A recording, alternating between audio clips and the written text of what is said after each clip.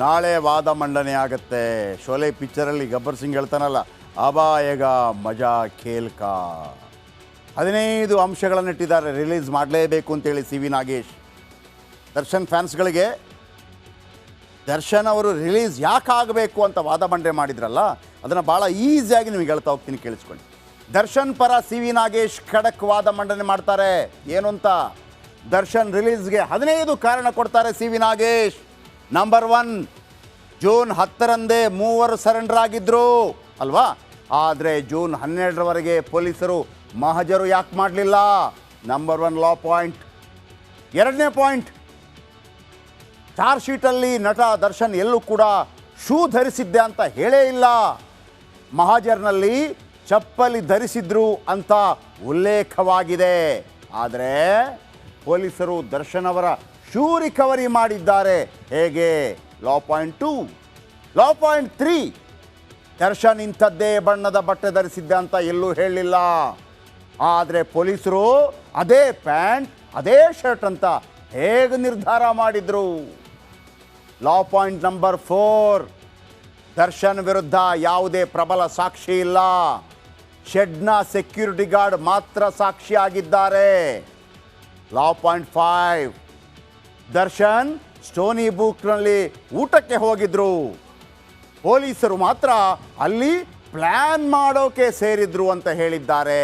ಅದಲ್ಲ, ಇದು C V Nagesh ಮೊನ್ನೆ ವಾದ ಮಂಡನೆ ಮಾಡಿದ್ದು. ಕೊಡಿ ನಮ್ಮ ಕಕ್ಷಿದಾರನಿಗೆ ಜಾಮೀನು ಅಂತೇಳಿ. ಲಾ ಪಾಯಿಂಟ್ 6, ಚಿಕ್ಕಣ್ಣ ಯಶಸ್ ಸೂರ್ಯ ವಿಚಾರಣೆ ನಡೆಸಲಾಗಿದೆ. ಇಬ್ಬರ 161 ಹಾಗೂ 164 ಹೇಳಿಕೆಗಳು ಒಂದೇ ರೀತಿ ಇಲ್ಲ. ಲಾ ಪಾಯಿಂಟ್ 7, ಪೋಸ್ಟ್ ಮಾರ್ಟಮ್ ಮಾಡಲು ಅನಾವಶ್ಯಕ ತಡ ಮಾಡಿದ್ದಾರೆ, ಲೇಟ್ ಮಾಡಿದ್ದಾರೆ ಪೋಸ್ಟ್ ಮಾರ್ಟಮ್. ರೇಣುಕಾ ಸಾವಿನ ಸಮಯ ಸರಿಯಾಗಿ ಅಂದಾಜು ಮಾಡಿಲ್ಲ, ಈಗಲೂ ಹೇಳಿಲ್ಲ. 6:55, 6:24, 7:02, 7:14 ಏನೂ ಇಲ್ಲ. ಫೋಟೋ ನೋಡಿದ್ದೀರಿ, ಸಾವಿನ ಸಮಯ ಅಂದಾಜು ಮಾಡಿದ್ದೀರಿ, ಇದು ತಪ್ಪು ಅಂತ ಸಿ ವಿ ನಾಗೇಶ್ ವಾದ ಮಂಡಿಸ್ತಾರೆ. ಲಾ ಪಾಯಿಂಟ್ 9, ದುಡ್ಡು ದುಡ್ಡು ಕೊಟ್ಟರು ಅಂತ ಹೇಳ್ತಾ ಇದ್ದೀರಲ್ಲ, ಕೇಸ್ ಮುಚ್ಚಾಕೋದಕ್ಕೆ. ಮೋಹನ್ ರಾಜ್ ಹತ್ರ ದುಡ್ಡು ಆಮೇಲೆ ತಗೊಂಡಿಲ್ಲ. ದರ್ಶನ್ಗೆ ಮೋಹನ್ ರಾಜ್ 37 ಲಕ್ಷ ಆಲ್ರೆಡಿ ಕೊಟ್ಟಿದ್ರು, ಅದನ್ನೇ ಸಾಕ್ಷಿಗಳಿಗೆ ನೀಡಲು ತರಲಾಗಿತ್ತು ಅಂತ ಹೇಳಲಾಗಿದೆ. ಅಂದರೆ ಸರೆಂಡರ್ ಆಗುವಾಗ ಜನ ರೆಡಿಯಾದರೂ ದುಡ್ಡಿರಲಿಲ್ಲ ದರ್ಶನ್ಗೆ. ದರ್ಶನ್ ಮೋಹನ್ ರಾಜ್ಗೆ ಫೋನ್ ಮಾಡಿದ್ರು, ಮೋಹನ್ ರಾಜ್ ದುಡ್ಡು ತಗೊಂಬಂದರು. ನೋ ನೋ ನೋ ನೋ ಅಂಥದ್ದೇನಿಲ್ಲ, ಆಲ್ರೆಡಿ ಒಂದು ಆಲ್ಬಮ್ಗಾಗಿ ದುಡ್ಡು ಕೊಟ್ಟಿದ್ರು. ಹಾಗಾಗಿ ಚಾರ್ಜ್ ಶೀಟಲ್ಲಿ ತಪ್ಪಿದೆ, ನನ್ನ ಕಕ್ಷಿದಾರನಿಗೆ ಜಾಮೀನು ಕೊಡಿ. ಆಮೇಲೆ ಲಾ ಪಾಯಿಂಟ್ 10, ಆರೋಪಿಗಳ ಜೊತೆ ಫೋನ್ನಲ್ಲಿ ಮಾತಾಡಿದ್ದು ತಪ್ಪಾಗತ್ತಾ ಅಂತ ಕೇಳಿದ್ದಾರೆ. ಇನ್ನು ನಂಬರ್ 11, ಒಗೆದ ಬಟ್ಟೆಗಳಲ್ಲಿ ರಕ್ತದ ಕಲೆ ಹೇಗ್ರಿ ಪತ್ತೆ ಆಗುತ್ತೆ? ಒಗೆದಿಲ್ವ ಬಟ್ಟೆಯನ್ನು, ರಕ್ತದ ಕಲೆ ಹೆಂಗೆ ಸಿಕ್ತು ನಿಮಗೆ? ಸುಳ್ಳು ಹೇಳ್ತಾ ಇದ್ದೀರಿ ನೀವು ಅಂತ. 12ನೇ ಪಾಯಿಂಟ್, ರಿಮಾಂಡ್ ಅರ್ಜಿಯಲ್ಲಿ ಸಾಕ್ಷಿಗಳ ಹೆಸರು ಮುಚ್ಚಿಟ್ಟಿದ್ದಾರೆ.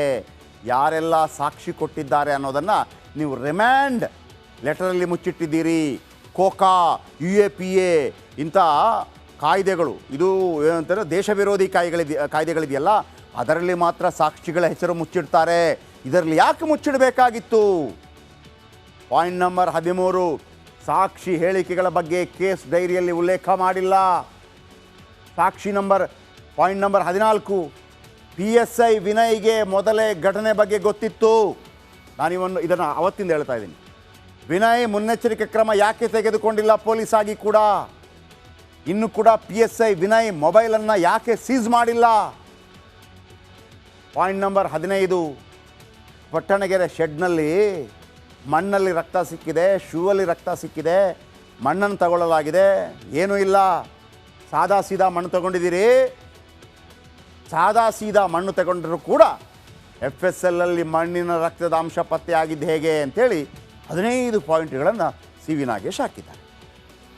ಶಿಕ್ಷಕರೇ, ನಾಳೆ ದರ್ಶನ್ ಅವರ ಬೇಲ್ಗೆ ಸಂಬಂಧಪಟ್ಟ ಹಾಗೆ ವಾದ ಪ್ರತಿವಾದ. ನಾಳೆ SPP ಪ್ರಸನ್ನ ಕುಮಾರ್ ಕೌಂಟರ್ ಕೊಡಲಿದ್ದಾರೆ ಸಿ ವಿ ನಾಗೇಶ್ ಅವರಿಗೆ. ಸಿ ವಿ ನಾಗೇಶ್ ವಾದ ಮಂಡಿಸಿದ ರೀತಿ ಯಾವ ರೀತಿ ಇತ್ತು? ಚಪ್ಪಲಿ ಹಾಕ್ಕೊಂಡಿದ್ರಾ, ಶೂ ಹಾಕ್ಕೊಂಡಿದ್ರಾ? ಆ ದುಡ್ಡು ಎಲ್ಲಿಂದ ಬಂತು?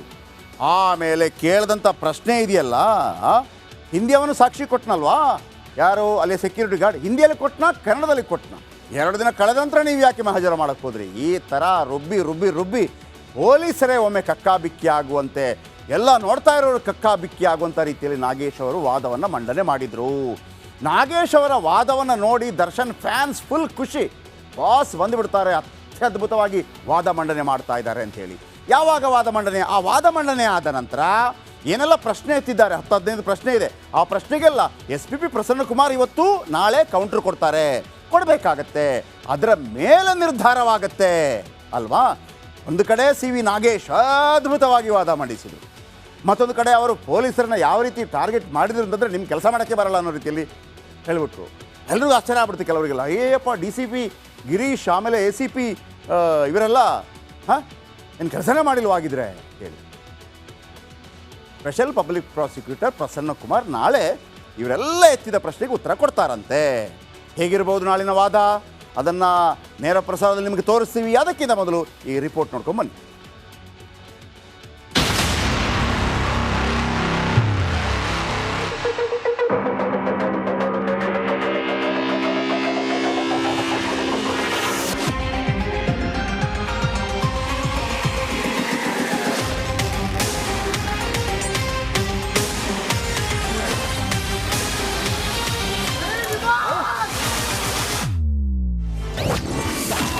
ದರ್ಶನ್ ಲಾಯರ್ ಮಾಸ್ ಕಾಕೆ ಟೋಸ್.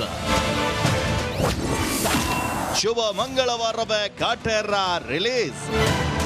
ಅಬ್ಬಬ್ಬ, ಕೋರ್ಟ್ನಲ್ಲಿ ಅದೇನ್ ಅಬ್ಬರ, ಅದೇನ್ ಲಾ ಪಾಯಿಂಟ್. ನಾವು ನೀವೆಲ್ಲರೂ ಸಿನಿಮಾಗಳಲ್ಲಷ್ಟೇ ಅಂತ ಖಡಕ್ ವಾದವನ್ನ ಕಂಡಿದ್ವಿ. ಆದ್ರೆ ರಿಯಲ್ ಲೈಫ್ ನಲ್ಲಿ CV ನಾಗೇಶ್ ಅಂತಹ ವಾದವನ್ನ ಮಾಡಿದ್ರು. ರೇಣುಕಾ ಸ್ವಾಮಿ ಕೊಲೆ ಕೇಸ್ನಲ್ಲಿ ದರ್ಶನ್ ತಪ್ಪೇ ಮಾಡಿಲ್ಲ. ಲಕ್ಷ ಹಣದ ಹಿಂದಿನ ಕಹಾನಿ ಏನು? ಶೂನ ಚಪ್ಲಿನ ಹಿಂದಿಯವನು ಅದೆಂಗೆ ಕನ್ನಡದಲ್ಲೇ ಸಾಕ್ಷಿ ನುಡಿದ ಅಂತ ಪೊಲೀಸರನ್ನೇ ರುಬ್ಬಿ ಜಡ್ಜ್ ಒಂದು ಕ್ಷಣ ಕಕ್ಕಾಬಿಕ್ಕಿ ಆಗೋ ರೀತಿ ಮಾಡಿದ್ರು. ಅವರ ಪರಿಶ್ರಮಕ್ಕೆ ನಾಳೆ ಉತ್ತರ ಸಿಗುತ್ತಾ, ದರ್ಶನ್ಗೆ ಬೇಲ್ ಸಿಗುತ್ತಾ ಅಂತ ಅಭಿಮಾನಿಗಳು ಚಾತಕ ಪಕ್ಷಿಗಳಂತೆ ಉತ್ತರಕ್ಕಾಗಿ ಹುಡುಕ್ತಾ ಇದ್ದಾರೆ. ಸಾಮಾನ್ಯರಲ್ಲ SPP ಪ್ರಸನ್ನಕುಮಾರ್. CV ನಾಗೇಶ್ ವಾದಕ್ಕೆ ಸರ್ಕಾರದ ಪರ ವಕೀಲ ಪ್ರಸನ್ನಕುಮಾರ್ ನಾಳೆ ಉತ್ತರವನ್ನ ಕೊಡಲಿದ್ದಾರೆ. ಎಷ್ಟು ದಿನ ರೇಣುಕಾ ಸ್ವಾಮಿ ಕೊಲೆ ಕೇಸ್ನಲ್ಲಿ ಎಲ್ಲ ಆರೋಪಿಗಳ ಬಣ್ಣ ಬಯಲು ಮಾಡಿದ್ದ ಅವರು ನಾಳೆ ಹೇಗೆ ವಾದ ಮಾಡ್ತಾರೆ ಅನ್ನೋ ಕುತೂಹಲ ಸಹಜವಾಗಿ ಇದ್ದೇ ಇದೆ. ಪತಿ ದರ್ಶನಕ್ಕೆ ಮತ್ತೆ ಬಂದ ವಿಜಯಲಕ್ಷ್ಮಿ. ಯಾವಾಗ ದರ್ಶನ್ಗೆ ಭೂತ ಭಯ ಕಾಡ್ತಿದೆ ಅಂತ ಗೊತ್ತಾಯ್ತು ಎಂದು ದರ್ಶನ್ ಪತ್ನಿ ವಿಜಯಲಕ್ಷ್ಮಿ ಜೈಲ್ಗೆ ಓಡೋಡಿ ಬಂದಿದ್ರು. 2 ಬ್ಯಾಗ್ಗಳಲ್ಲಿ ಡ್ರೈ ಫ್ರೂಟ್ಸ್ ಮತ್ತು ಬೇಕರಿ ತಿಂಡಿಗಳನ್ನ ತಂದಿದ್ರು. ವಿಜಯಲಕ್ಷ್ಮಿ ಜೊತೆ ಆಪ್ತರಾದ ಅನುಷಾ ಶೆಟ್ಟಿ, ಗ್ರೇಸ್ ಮಾರ್ಸಿ ಸಹ ಬಂದಿದ್ರು. ವಿಜಯಲಕ್ಷ್ಮಿ ತಂಗಿ ಗಂಡ ಸುಶಾಂತ್ ಸೇರಿದಂತೆ ಒಟ್ಟು 6 ಜನರಿಗೆ ದರ್ಶನ್ ಭೇಟಿಗೆ ಅವಕಾಶ ನೀಡಲಾಗಿತ್ತು.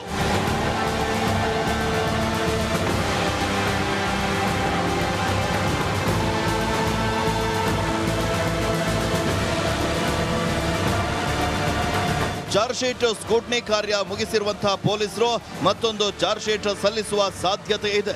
ದೋಷಾರೋಪ ಪಟ್ಟಿಯಲ್ಲೇ ದರ್ಶನ್ ವಿಲ್ಸನ್ ಗಾರ್ಡನ್ ನಾಗನಾಯ್ ಹೇಳಿಕೆ ಕೂಡ ಉಲ್ಲೇಖಿಸಲಾಗಿದೆ.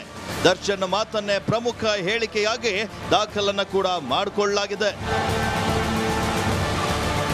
Bureau report, republic Kannada.